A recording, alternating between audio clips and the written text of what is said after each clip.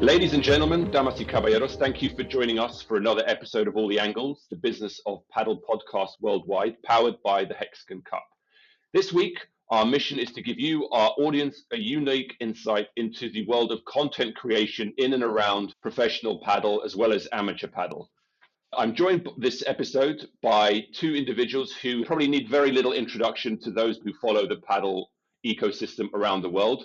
First of all, I have Sven Boele, who was in a previous life a high-level player for Holland, playing in the World Championships and the European Championships. He's a paddle instructor back in Holland, but he also launched Otro Nivel around 2019, which is now probably one of the leading international tuition podcasts in the paddle space. It has about 51,000 subscribers on YouTube, about 400 videos worth of content. But he also does other material with other sponsors as well. And also joining me and Sven is Pablo. Pablo launched the fourth set also in around 2019.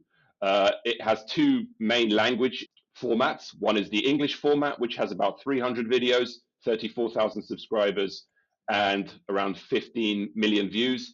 And his Spanish one, which is obviously his primary channel, has another 172,000 subscribers, with about 687 videos worth of content and 80 million views. So both well established in the space with strong followings around the world.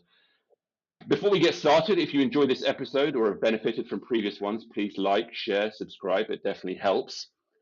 Without further ado, let's get started. Guys, thank you for joining. I guess my first question is, let's go right to the beginning. You both started your channels around 2019. Pablo, your English one followed a few years later, but your Spanish one started around 2019. When you guys launched these channels, was your objective to create a sustainable content business standing alone, or what was the objective from the start? Well, in my opinion, when I started to play paddle in the Netherlands, we just didn't know what we had to do. We did not know anything about paddle. We just started to play, and that was really fun. I just started to play a lot, and I was just starting to get used to the walls, to do a lot of training sessions. So I did a lot of 1-against-1 to learn how to use the walls. Then I was selected to the Dutch team to play the World Cup. And then I came back and I thought, well, this is like a totally different world for me. So then I went to Spain to learn to play proper paddle. And then, because during the lockdown I was in Spain, I started the channel with a lot of videos with Herman Schaefer. And Herman could speak perfect English and he knew a lot about paddle. So what I really wanted to do is to bring people to Spain to learn to play the real paddle, because that's what I experienced, that it was just completely different to the game that we play in the Netherlands. Because in the Netherlands we play so hard, so much before the glass, a lot of smashes. So I was like, well, if I could show the real paddle and can bring people to Spain to really see how paddle is played, because if they just play against somebody from Spain and they get their asses kicked, this is so much more worth than giving somebody one paddle lesson. Mm-hmm. So then I was like, if I do videos about tips and tricks, because the only thing that I saw online were the videos of Dani Dios, which were super good. But I was like, yeah, well, I think we can tell in a different approach. And then the lockdown hit, and then I really started to record more videos because that was the only thing I could do. So I think it was created not to make money per se, because I didn't thought that would be possible. Because paddle was not so big if you make content in English during the time, because the only one that was making the videos regularly was Sandy from the paddle school in English. And I made a few videos, and Sandy was like super early to contact me, like, wow, this is really fun, and thank you for also making content. So then I was like, okay, nice, this is a nice community if everybody helps each other. And then the lockdown was finished, and because we got a lot of views, I think already 10,000, 20,000, 30,000 with some videos. So then it was like, okay, well, let's do some more, because people really enjoy it. And I don't know where it's going to take us, but I'm just going to make some more videos.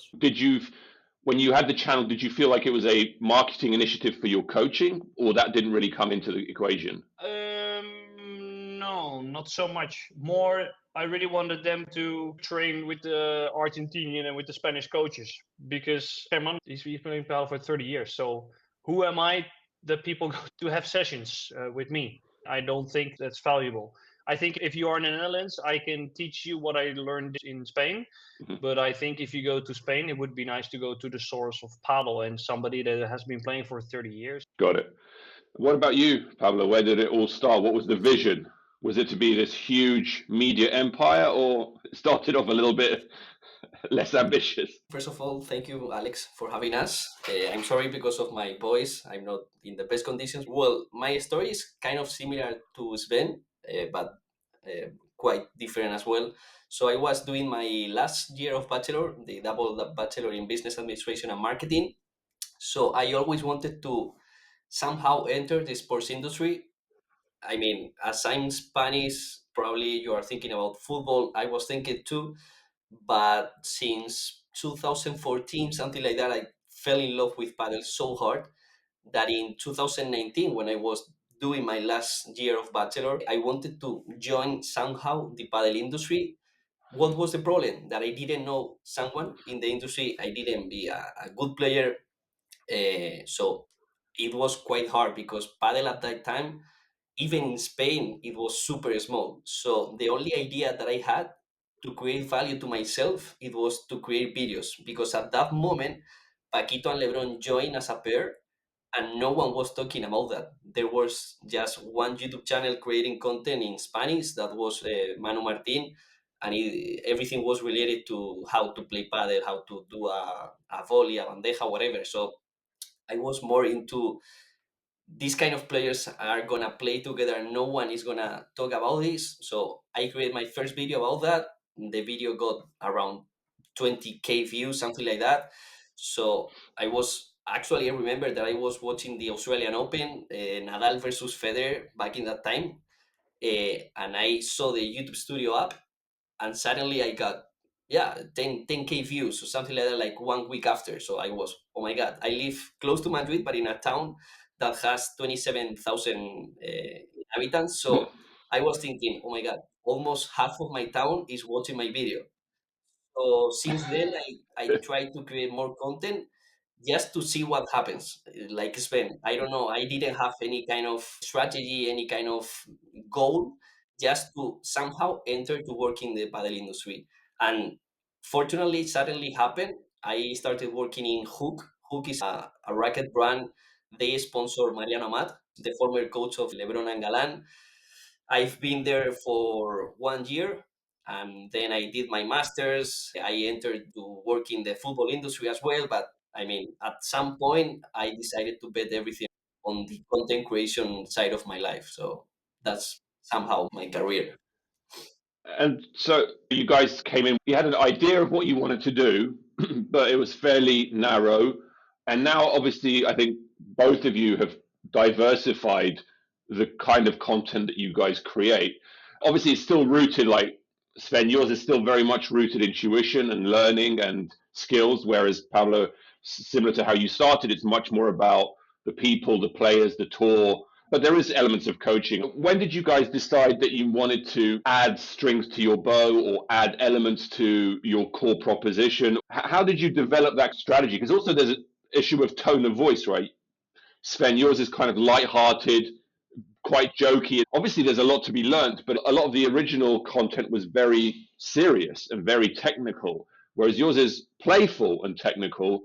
And Pablo, yours is also quite informal. You're not trying to create like a studio environment where it's really formal and you need to worry about what you're going to say. You want people in their natural environment talking as if they're talking to a good friend that they've known for a long time. And obviously, by now, they do know you for a long time. But I'm assuming that you guys didn't start with this idea of I'm going to do this kind of content, then in 1 year I'm going to do that content, then in 18 months I'm going to diversify to this content, and my tone of voice is this, and my proposition is that. Do you feel like you guys have had to formalize your approach to your content over time? Pablo, obviously you added the English later on, but apart from that, how did you roadmap or develop your proposition? I mean, actually, I don't have a clear answer because I don't remember at what point I think that I did a strategy, like a proper strategy that I'm gonna do this or whatever. I always had some ideas. For example, this year I had a clear idea that I wanted to do like the training 5 days with Agustin Tapia in the Nox Future Academy, as we have signed with Nox as a sponsor. So these are more like isolated ideas more than a strategy. And that is something that worries me a lot because I always try to create a straight highway for my life, but it's always like curves and curves. And so I can say that I have a clear strategy. I have some good ideas, in my opinion, for the next season, for example, for the next year, but I don't have an strategy. So, Alex, Sven, if you can help me, come here because I have ideas, but not a strategy. That's my resume. Like, The same, no strategy. The only thing I have is that I upload every Monday on YouTube, and I also upload 20 racket test videos every month. But that's it. I have tons of ideas, too much ideas, not a clear structure. And I think, to answer a little bit of the question that you ask, also, it's just, I think the paddle community is a community where everybody is able to be themselves. If you go to a tennis tournament, everybody is also kind of formal. And I think paddle are like, if you have skiers and snowboarders, I think the paddle people are more people that do snowboarding. And it's like people, they are themselves. And also, we are part of the community because we like paddle a lot. I think I started a little bit later with paddle than Pablo, but if you are part of the paddle community, you are somebody that wants to have this informal conversation and wants to create your own content. And now it's going a little bit to that formal thing, to television, to have this formal conversation about paddle, but it's not, because paddle is really fun, and we have to keep it really informal because you can really see how somebody is. You want to see Cuello laughing, make a joke, or Chingotto picking up Ale Galant's phone. Those videos are really, really fun. This is what everybody wants to see, and I think what we do fits how people think about paddle. And are there times when you guys do something and it unexpectedly does really well, or something unexpectedly does really badly? Pablo, have you had an idea where you're like, whoa, that went a lot better than I expected in terms of views and responses?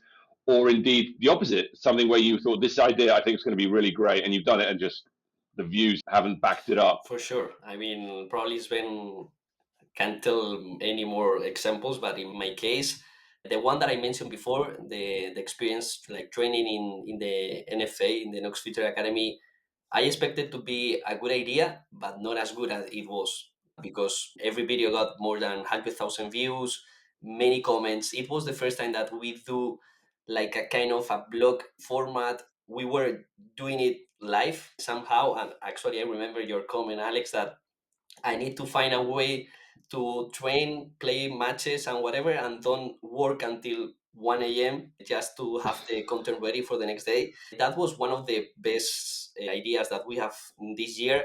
And for example, one that didn't go as well as I expected was also with Tapia, for example, an idea that we launched 2 weeks ago, something like that, that with the launch of the new 8010s rackets, the Agustin Tapia's racket, we've been in Barcelona the day that Tapia recorded the advertisement. So we did an idea to see the rackets for the first time, somehow like a review, but at the same time a mystery box. And that video got around 50,000 views. But somehow I expected more because it's Tapia. So yeah, I mean, at the end you have like a balance. And you, Sven? So when I was in Denmark, World Paddle Tour, I think it was 2 years ago, I did a lot of interviews with the pro players, and I expected a little bit more views because it was nice. We had a lot of comments, but I think 20 to 50,000 max. And sometimes we were 40 minutes, 50 minutes in the car. So like Gemma and Alejandra, I picked them up from the airport and I drove them Oh, this to was the the hotel. carpool kind of. Yeah, the carpool, Cupra, carpool, not karaoke, but maybe we should have sang more songs. But I expected a little bit more. But it's also that my audience is more into learning paddle. So if I do things that are not into learning paddle, even though the pros give tips and tricks, I think if it's not on the court, I get less views. and I think that makes my channel a bit different from Pablo, is that he's also good in making the videos in his studio, and that is like Paddle news related. And if I make a video outside the court, it just doesn't really do that well. It's weird because I think that sometimes it's also good to talk about the pro players. But if I do that, the people, they don't really care so much. And do you find that there's a variation to how silly you are in the video? So, for example, do you find that the more tongue-in-cheek you are in the video in terms of the tone and the jokes and the delivery, does that raise the views or lower the views? Do you have a sense of that? No, I don't think it's a very big thing. It does get a lot of comments because sometimes people say I like the humor, but some people say more humor. So I think I have people from everywhere on the spectrum that they want to have tips and tricks. And some people, they think if I make too many jokes that my tips and tricks have less value. But in my honest opinion, I just do what I think is fun, or I just make the content that I want. I think if I make the videos how I want to make the videos, I will last long because then it's fun for me to do. And if something is not fun anymore, for instance, I stopped playing tennis because the training sessions were not fun. And so when I do a lesson with somebody, I'm making sure that they are enjoying the lesson. So when I give tips and tricks, I want to make sure they're enjoying the lesson. And I want to make sure that I don't take myself too seriously, because we have to be very honest. The people, they should not always say or do anything their coach is saying. They have to really understand that they have to make their own sauce of the tips and the tricks. Because I am not the best coach in the world. For some people, I am a very good coach. For some people, they should go to somebody else. I just say what I want to say. So I am not really focused on numbers or views, to be honest. Because if I am focused on views, I'm going to make a video about the kick smash every single week. Because that's what people want. So if I look to views, kick smash, Fibo attacking, aggression, gets tons of views. So it's mostly about that because I'm into learning. So this is what gives views, and the humor is what people like and what people don't. But some people just go for the information, some people go for the humor.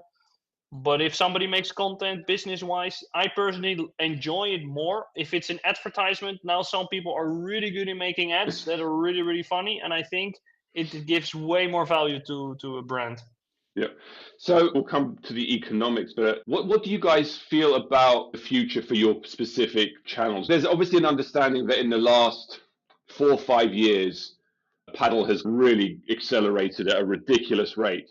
And you've probably noticed that with your views, you've noticed that with the approaches of sponsors, as you said, the professionalism around the events, perhaps even the bureaucracy. But do you guys feel like an urge to really take advantage of that growth? Do you feel like, okay, I need to do more, I need to grow my markets, I need to come up with more ideas, I need to create more content? Do you guys feel a surge or an urge to do more with what you've got? Or actually you're like, that was never the reason, and actually I'm doing what I'm doing.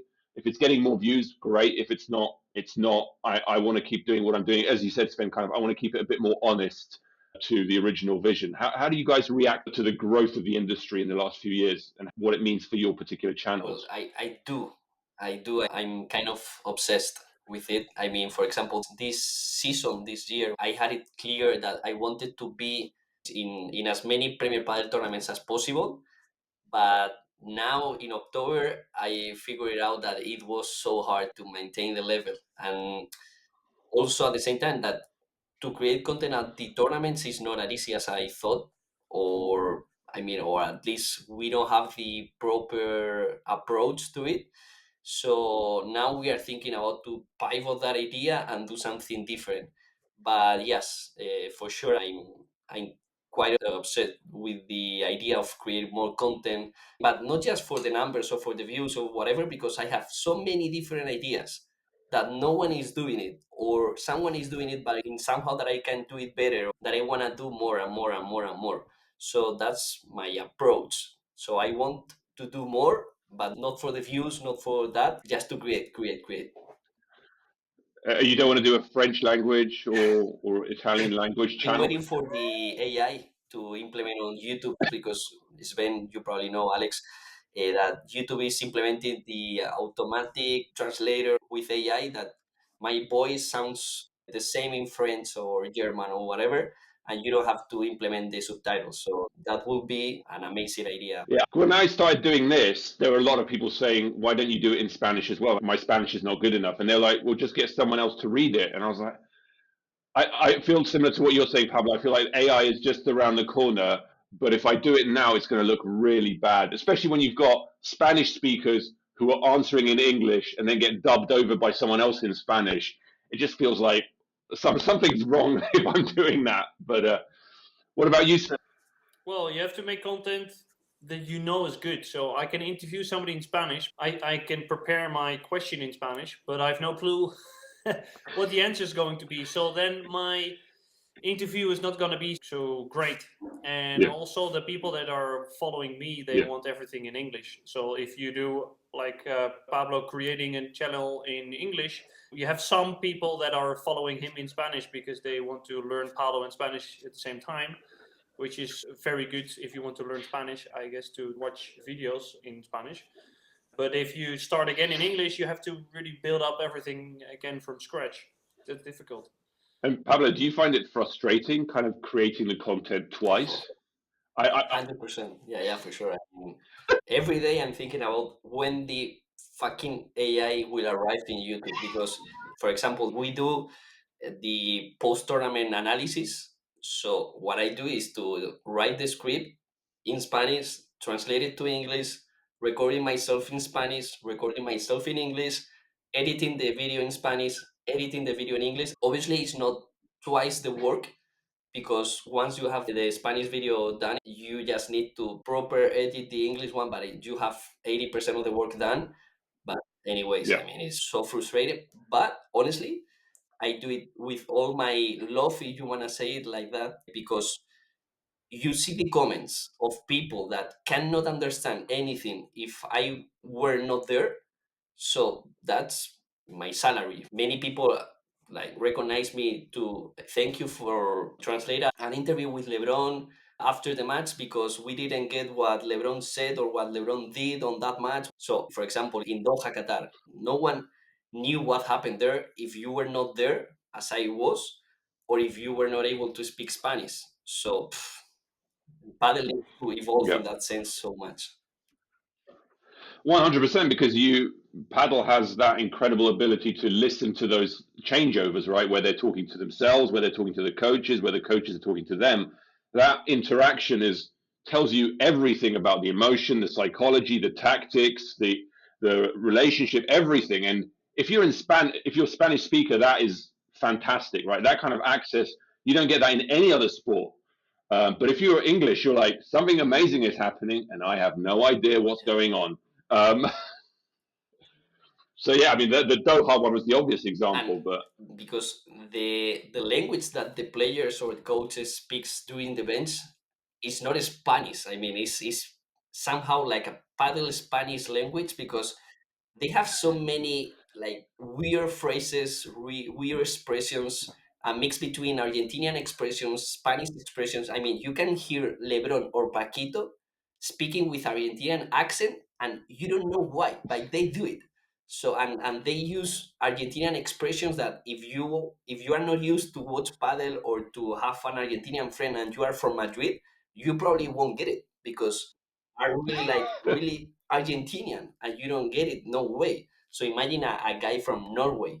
Impossible. Even though he did his Erasmus in Granada, whatever. No way. Impossible. so actually you've got three languages, not Somehow. not not Somehow. two.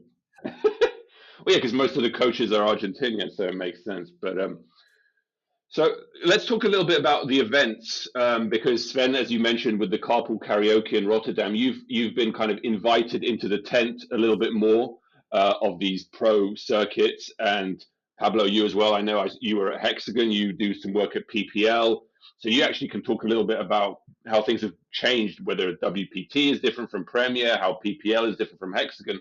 How has that happened over time? Is it just the case that those tournament organizers have said, we're on YouTube, or we're on our own OTT, or we're on our own TV station? That's great. That's the traditional media piece. We all know and understand now that shoulder content with incredibly well followed influencers in that space is critical to any product. And you guys are obvious, from English speaking, from Spanish speaking, you guys give access to a passionate audience that most traditional broadcasters can't reach, at least not immediately. So I would assume that you guys get brought in and that it makes sense from a strategic point of view. But how have you found that experience? How did it start? Who approached who? And how has it changed over time? Like, what's got better and what's got worse in terms of how you react to the event and what's going on at the event? Yeah, I can start. Well, for me, it's just that some people they probably follow us, and then somebody that organizes the tournament, they ask you to be there or to make some content. So this is how it went for me, because I know some people that organized the World Padel Tour in Denmark, or they organized the Premier Padel in Rotterdam, and then they asked me to do some content there. And I think it's a very good method also to sell some tickets, because like in Rotterdam, it was a very big tournament, so they have space for 11,000 people. So they need influencers, they need help to sell tickets. So I think you could use me to sell some more tickets or to do some challenges. But there, on the other hand, there are some restrictions. So I also did some more content for the Federation of the Netherlands in Premier Padel, but we were not allowed to record anything of the matches. You cannot post any rallies. This is a bit frustrating because there are many pages on Instagram who are only uploading rallies. They have a lot of views, but it's not really allowed what they do. And if we were doing that, I think we get a lot of problems, because there is a face to our YouTube channels or to our Instagram channels. I know that feeling, Sven. Yeah. I think we started with that very early on, but then it was fine, I think. And then kind of restrictions came and we follow the guidelines. But we were only allowed to do some recordings of the training. So every content piece that we have to get out, we have to kind of arrange with the players or with the people from the marketing of the players, because otherwise we are not allowed to make some content. So sometimes they have like an organization that arranges the content or the marketing of the players, and then they can help us to create some content. For instance, when I was doing in Denmark the Cooper interviews, the people that are handling the players, the managers, they ask them to be in the car with me, because it would be good for them content wise and to help them gain some followers. It's really fun to make the content, but it's very challenging. It's very hard work to actually get them into the car, for instance. I've waited 2.5 hours on Lampetti to do an interview with me, because this guy is a really fun guy, but he doesn't need to rush. So it's a lot of hard work to put out one video. That's challenging. And then if you get like 10,000 views because my followers are more into English content, it's also frustrating. But I enjoyed it, so for me, it's already good. Yeah. What about you, Pablo? Have you found that different tournaments have different approaches to that issue of access and rights, or just generally everyone seems to be tightening the leash? Well, 100%, and it's a good debate if we want to open it like the TV rights or whatever we want to call it, because I'm more in the opinion side that obviously if someone pays for the TV rights for Premier, whatever, they have the rights. But until what point? I mean, is it a good idea to not allow any others to use, I don't know, 30 seconds, 2 minutes, 5 minutes, or whatever they want to use it one day after, whatever? Or, I mean, because I have a different idea, and especially because paddle is growing. It's not football. I mean, I can assume that La Liga or the Premier League or whatever, they don't want others to use their images, but paddle needs to grow. And if they allow us to use the images, I mean, we can create good content that is gonna be different from Premier's paddle content or from World Paddle Tours content or whatever. because all of us are different artists, if we want to call it that way. So I I'm totally thinking, agree on this, because if we make content about what happens, I think the televisions, if you have Channel Plus, I think we can make them buy a membership. So I don't really understand why we cannot use small clips. Like, it's not the entire match, but I think our job is to promote paddle, and I don't need any money from Channel Plus or Red Bull TV. But if I could use like something to promote paddle or to highlight an event, I think it benefits everybody, because we are not to football yet. We need people from social media to hype it up. 100%. And Pablo, things have changed. Things have got more serious, and in terms of that, or because my sense is that initially you wouldn't have been invited because no one cared. Then they realized that shoulder content is helpful, so they're like, come in, do it, we love it. And now it's like the third phase, which is like, we want you to be there, but we definitely want to protect the rights of our the people who are paying more than we're protecting you. So it's a kind of, now it's like this middle ground, strange minefield where you're like, do this, but don't do that. If you could do this, that would be great, but don't look there, and that kind of stuff. Yeah, I mean, it depends on the tournament and the organizer and whatever, because Premier Padel has like a clear guidelines. The PPL has a different approach, the Hexagon Cup as well. So, I mean, in the past, for example, World Padel Tour had a really clear guidelines, and probably like Sven, we have a face behind the YouTube channel. There are other YouTube channels or Instagram accounts that they just upload some points or highlights or whatever, and they are hide somehow behind a name or a nickname.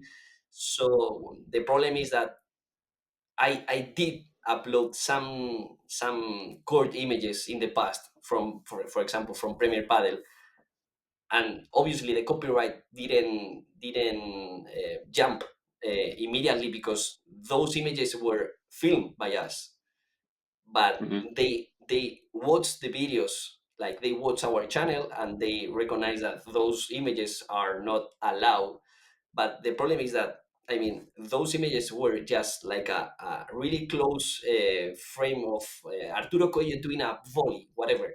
You don't get the, I mean, you it's impossible. No No, context, no just score, a no. slow motion of Arturo doing a volley, a slow motion of Arturo and Agustin hugging each other on the court, like just to emphasize what I'm trying to say. Like, we are not doing like a highlight video or no, no. I mean, I respect that you are doing the broadcast of the event, but allow me to do something with the images. I mean, I think a good differentiation could be, all right, you cannot use anyway, like no way, the images from Red Bull TV. All right, but if I go to the tournament, I can film myself and I can do it by myself, like slow motion, whatever, whatever. And please allow me to use that. I'm not gonna post an entire point of whatever, but at least something.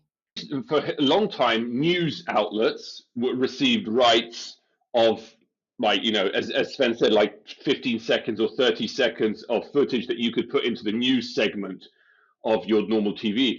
Like, why something similar can't be created for the shoulder content creators to say, listen, we're not trying to tell you what the score is. Maybe you can say it can't be match point, but it can be 1 point or it can be 30 seconds, and it helps us put our content into context without giving away any of the value that is within the broadcast rights. Yeah, I think you're both right in the sense that paddle is not at the point where it can afford to be this protectionist around its rights. And there are people who've put a lot of time, sweat, and love into helping paddle grow, and they have an incredible audience which meets some of your objectives, whether it's driving ticket sales or creating awareness. Why not support them to some degree rather than kind of shut them down completely? Because how many paddle tournaments are sold out every day? Not None. many, No. So you not should many. find a way. Okay, what can we do to sell tickets on Wednesday morning, Wednesday evening? How can we get people to go to the courts on Tuesday?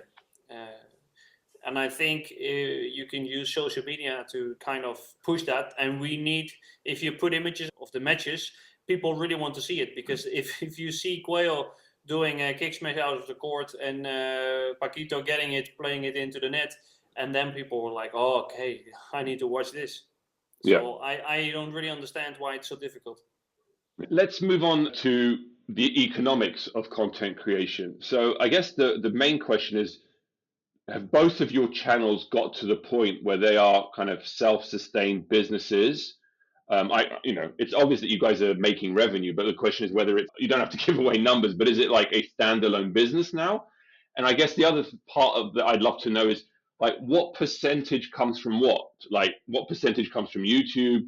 What percentage comes from someone paying for the content? What percentage comes from sponsors? Can you give me just an overview of what a content creation business and revenues looks like, without going, obviously to the extent that you feel comfortable and without giving any confidential information, but percentages or ballparks would be really helpful.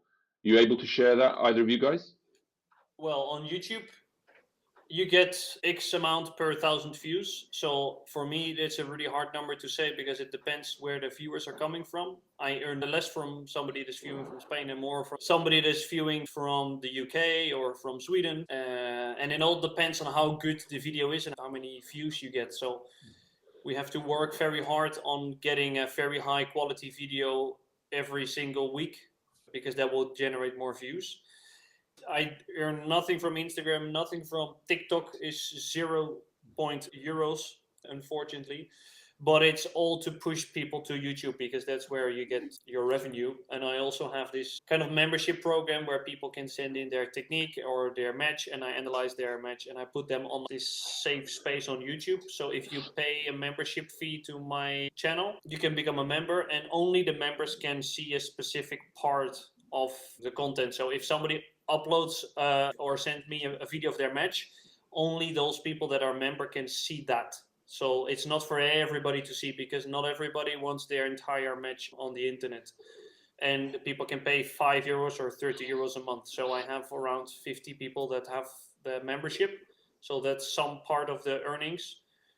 I think the biggest part is a sponsor, somebody that pays for me holding the racket, or for me having a shop that pays me for making 20 videos a month about rackets. And also some other sponsors that pay me to highlight or wear any items in the store.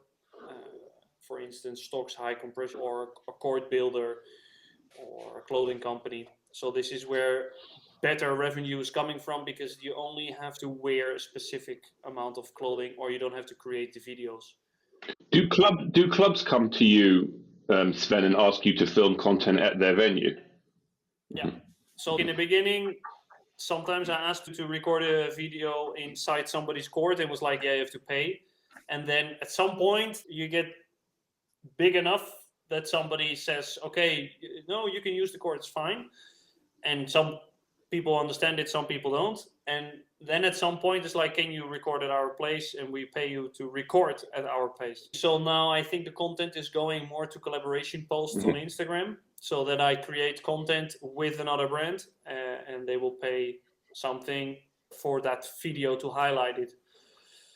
And I think it's gonna go more in that direction, because people really like also the short form of content, and also it's very easy for them to click from an Instagram video towards their website. So I think it's more of a collaboration with brands that earns more money than the actual revenue you get from a video, because also YouTube takes 60% of the cash you earn. So that's quite a lot. But I do this together with my girlfriend, but we can both live from this. But I also do things for the federation. I also do other things, or some lessons. Making content takes the most of my time, I think, in a week. And what about you, Pablo? Well, this season, I would say 40% of my incomes comes from YouTube, like AdSense, ad revenue, and the other 60 comes from collaborations. As Sven said, you don't get anything direct from Instagram or from TikTok, but you, or at least us, we get paid by do some collaborations on Instagram and on TikTok with different brands. So that's some like the big image of our income cake. is more or less 40% from YouTube, 60% from sponsors, collaboration, and so on. And do you get, like, as you were alluding to, Sven, that now you can afford to be more passive about approaches? So you're getting approached by clubs, you're getting approached by sponsors. Pablo, with your stuff, are you finding players and brands coming to you almost, I'm not saying that there's a bidding war or anything like that, but do you find that it's actually now your question is not, God, who do I need to approach? It's more like, who do I need to not carry? Like, because I'm being approached by 10 players to do something in Paris, for example. I don't have the ability to do all 10 of them. I now actually need to choose which I can put into my content and which I can't. Have you got to that point where you can afford to pick and Yeah, for choose? sure. And actually, I have the problem this year that we have signed at the end of the year so many content with different brands that now in October, I'm not sure if I'm gonna be able to do it at the end of the year or not. Because I mean, I was maybe so brave or I don't know how. Yeah, Optimistic. too optimistic.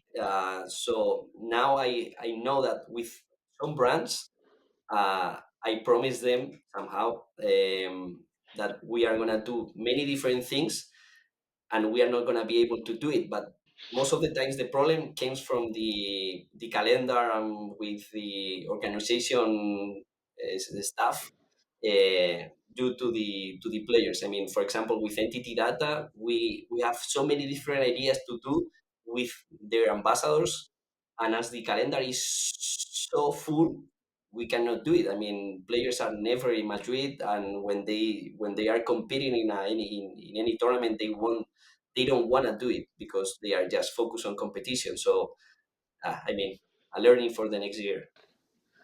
And Yes, that's quite difficult with the availability of the players because also they need to have a clear schedule, and it's never the case at the moment.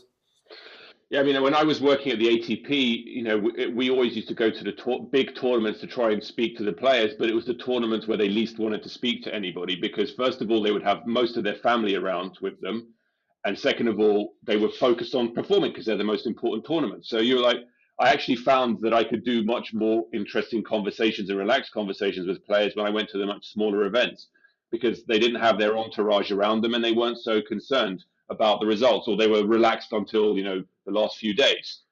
So I assume it's probably the same from your guys' point of view, because if you try and speak to Paquito on Friday night in Paris, is very different from if you try and speak to Paquito in Menorca on Wednesday.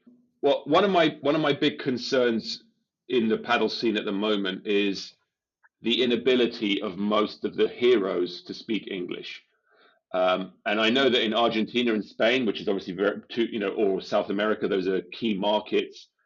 That's not a problem and fine. But as everyone, including the Qataris, Premier Paddle, sponsors, they're all looking events. They're all looking to make significant impact in non-Spanish speaking countries. They need those heroes to translate, and they don't, and that's a real gap at the moment. How frustrating is that for you guys? I mean, you mentioned it, Sven, with regards to the carpool. You had a bit of a challenge there. It's probably less relevant to the type of content that you do, but it would be much easier if you could have English speaking players come in and do stuff with you. And Pablo, same with you. Like when you're doing your content, the Spanish stuff is great, but if you're trying to do an English version of it, subject to AI or subtitles, you're in a bit of a pickle. Exactly, and with English, there's less content also. So a lot of people they really want to know how the players are like behind the scenes. Like I did an interview with Paquito, and that was really fun because his English is good enough to do an interview, and it's really funny. But if it's like Chingoto, this guy is super hilarious, but because he can only speak Spanish, I think he will gain a lot of followers if Chingoto could speak English because this guy is hilarious. Yeah. So for them, it would be much better to speak English. Like Alejandra and Gemma, very good English, and also they get many fans everywhere because their English is super high level and they have a very nice aura around them how to handling situations with the press. So yeah, I think they will benefit a lot if they can speak English.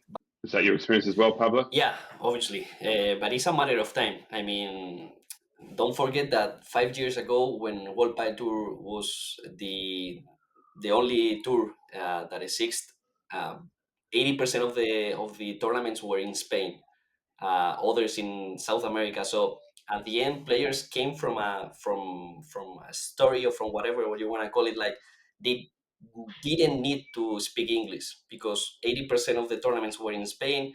95% of their incomes came from Spain, Argentina, whatever, from Spanish speakers country. So at the end, it just need time, and not just for the Spanish speakers players, but for others to come. I mean, I don't know when, but probably in 5 years, 7 years, 10 years, that guy will arise in the top 30, the top players, an Italian, a Swedish. So that will help the internationalization of the tour, alongside with the evolution of the tours and the internationalization of the tour itself, like playing in many, many more countries. But for sure, I mean, if I were a top player, like, I don't know, LeBron or whoever, I will take seriously English lessons, at least just to be able to say some phrases after the match, to give some joy to the audience there. Like, hey, hello Rotterdam, very happy to be here. See you next year. That's it. But at least try it, because obviously everyone knows that you are from Spain, from Argentina. No worries. I mean, English is not your mother language. Like, you are gonna have accent, you are gonna make mistakes. No worries, but people will appreciate it. So at least that's what I do. I know my English is not the best, but I just jump onto the pool. Yeah, I think you see Djokovic who tries lots of different languages, and every tournament it really warms the audience to him. Yeah, exactly. So when I was coaching in Marbella, I made a sport out of it to say nice shot in every language in my group. So I had one Swedish, to say "Goed bra," and to do like just one phrase, and I connect them better than to the kids because they enjoy it. So I think if you just learn one sentence, it's nice. Like Paquito in the interview always says two things: "Padel is easy," and "Don't play with your wife." So this is his standard phrase, but it's nice. It works every single time, and he gains followers with that. So it's not a coincidence that that's one of the most liked players from fans. So I wanted to. We're in the last few minutes or last few questions. So we kind of talked about content, but just more generally, two of my last questions are: what has been your biggest frustration since you started, or like the biggest loss? And on the other side, what has been the biggest success or most rewarding moment where you were like, wow, that was awesome. Like I didn't, this was kind of what I hoped it would be, or this was my beyond my wildest dreams. What was the big win and the big loss in your journey so far? Well, I think the frustration part is maybe people copying the content, but to the point where it's like exactly the same and not an improvement. Because if people copy my content, but they copy it and they make it better than I did, I'm fine with that. So that's kind of a frustration because I did videos about paddle stereotypes, and then people just copy the exact same content. I think with Pablo, there was once like the match point in slow motion that you did. Do you remember that one? So the match Have my point in friend slow. push me. Yeah, exactly. And Yeah. then people just copy his entire video.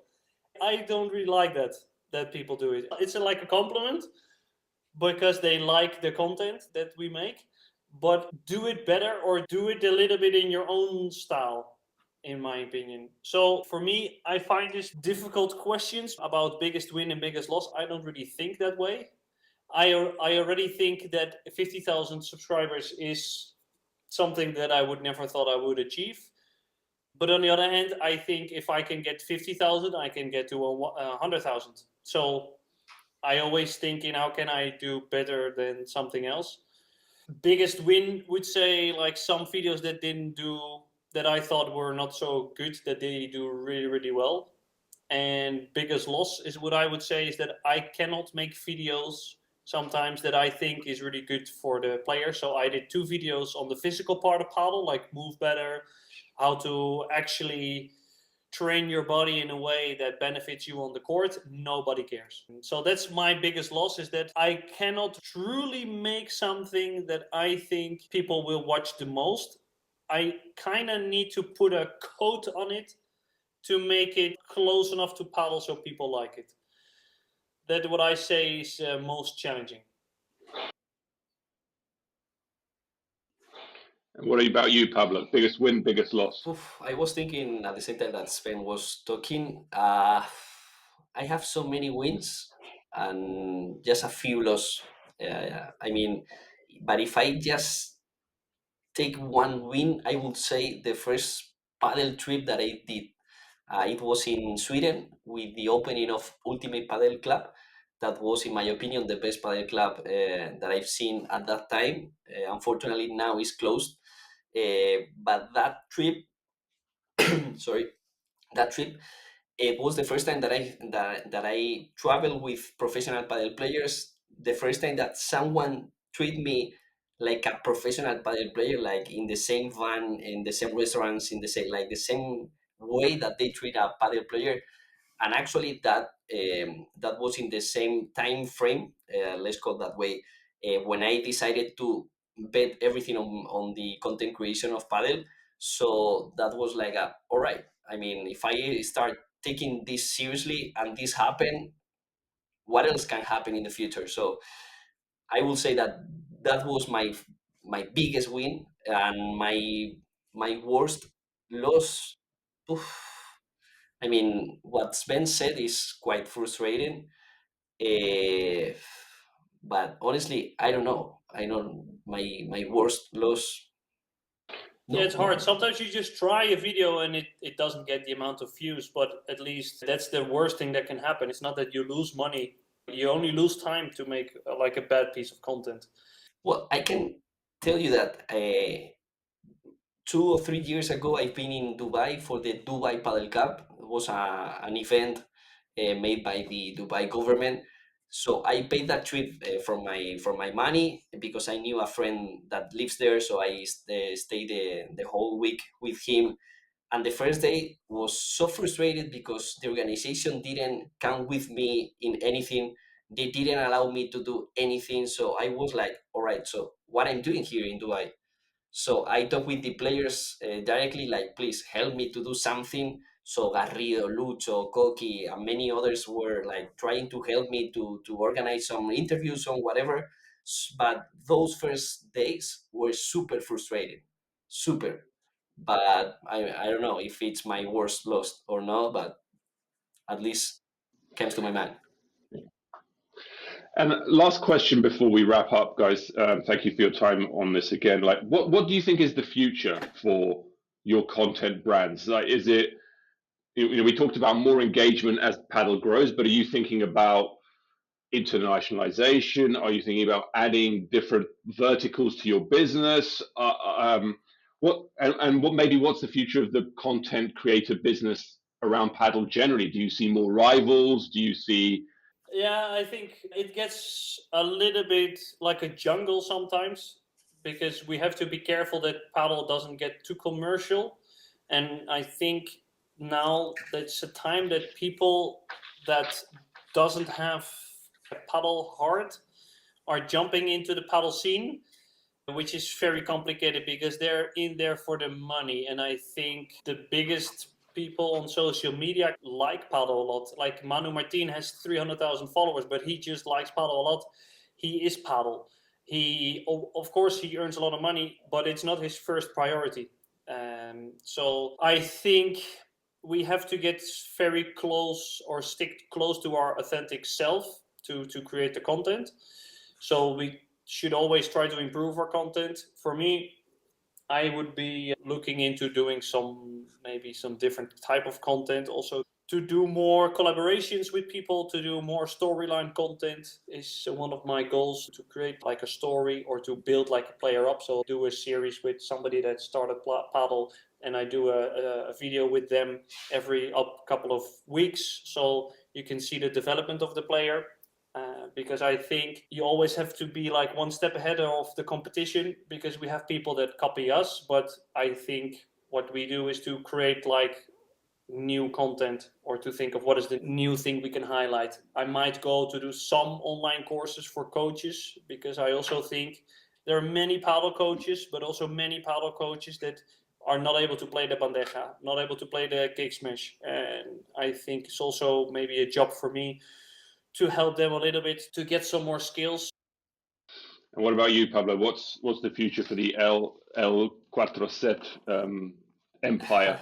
Well, I totally agree with Sven that in the future, and has happened in the past, that people start creating content just because they see it as a business. That, in my opinion, is a good approach. I mean, it's not bad, but in my opinion, the passion will make the difference, because obviously Sven and I think we do it first by passion, then more in a business side, whatever you want to call it, but passion is not negotiable. So people will make the difference, will notice that difference between different creators.